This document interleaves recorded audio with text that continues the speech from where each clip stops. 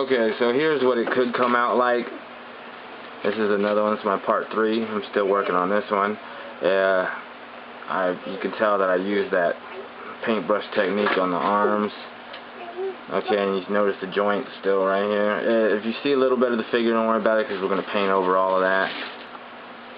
Oh, and if you're wondering about this plastic, shit, they're all falling.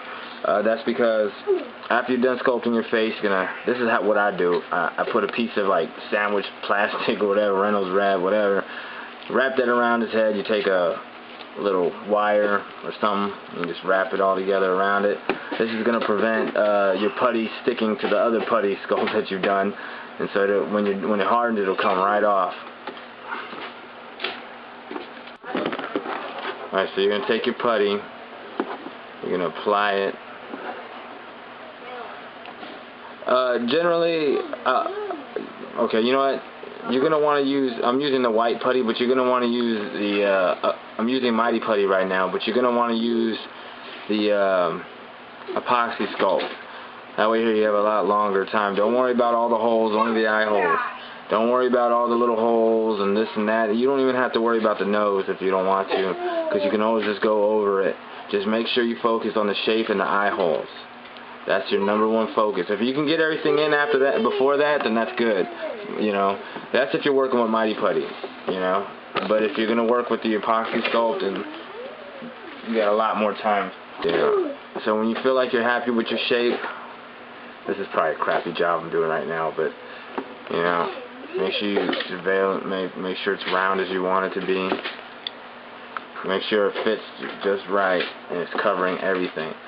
And you're going to pretty much, well, this one's crooked, the head, but it's supposed to be his face, but you're going to pretty much feel where his eyes go. So this is all the guessing game. You know, and then you're going to take your little pen, you know, and just poke the holes. Don't worry about how it looks yet. You paint, Daddy. Okay, Tara. Yeah, focus on the holes. You know, make sure you're looking at your reference pick. Make sure they're even. If they're not that even, don't worry about it. When it hardens, you can always, you know, take a little blade and just cut inside there and clean it up. Okay, so this is looking pretty decent. Keep in mind that I spend a little more time on it than I am right now. Okay, so if you want to add the nose, just roll up a piece in the shape of his nose, like that. Man, we don't got enough light. And then you're going to place it like that. I like to use the bottom of a paintbrush. And don't worry about it if it's too much. It's better that you have too much than not enough, because you could always sand it down. Yeah. I know I need more light, huh, guys? Okay, leave me alone. Alright, so you're going to take your brush.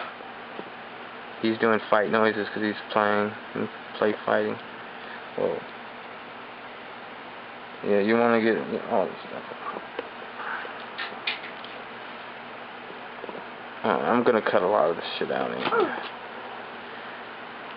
Alright, so you're going to want to focus on just getting the shape of it, right? Like I said, the eyes, if you want the nose in there right now, it's good. But it's always good to, after you get the basic shape, to add the nose after it's hardened. So as you can see, it's looking alright. Don't worry about any little grooves or something. If you can take care of it before it hardens, and do that. But you can always go over it with this, you know, sandpaper or Dremel, whatever, to clean it up. Okay, so it's been a couple minutes. You take your plastic, you make sure it's hardened enough. You take your plastic and your wire. It's like, you can get these wires at the grocery store in the fruits and vegetables section. I just took a grip of them. Alright, you take the plastic, let the wire off. Take off the plastic, and the nose will just pop right off, just like that, right off. Alright, take your mask and okay, so there you go. Paint techniques. Let's start off with the joints. There's a lot of you guys out there, especially customizers, know that joints are a big problem when it comes to painting. As you know, you paint your joint, you know, close or open the leg up, and your paint rubs off. So here's a quick little technique that I like to use that you guys at home can use. So yeah, I do like to paint joints first. This is my custom Friday 13th Part 8 figure. You know, I've already hit a couple of the joints. These, and these. Let's get the back though. Alright, so you're going to take a thin coat, you know what I mean, wet it down a little bit, real thin coat, and just paint. I do it usually a little neater than this, guys, but since it's for the video, you know, you always start off with thin coats and you layer your work. The thinner the better. Alright guys, so after your paint dries, you know, give it a few minutes. After it dries, you're going to take these little pins right here. You get these from any store, $2, $3 for a bunch of them. You're going to take yourself a little pin right here, take the end. Alright, let's see. Show you guys what's up. Watch out, girl. My daughter. You're going to take your super glue. You're going to dab the end of...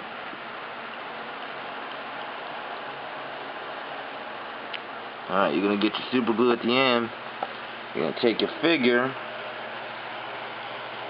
Alright. Sorry if the footage ain't that great. And then you got to be very careful. You're going to go over the leg. Over what you painted. Yeah. I don't know if you can see it. You got to hit the light. Whoa, watch out, baby. Shit. Try and go over as much as you can. You gotta make sure you guys don't. You gotta only go over what you painted. Don't make you're gonna glue the joint shut. So you gotta be very, very careful. Don't use too much glue. I think I'm using too much right now. I'm usually more careful, but when it comes to being on camera and doing it, it's a little difficult. Hey, don't touch that.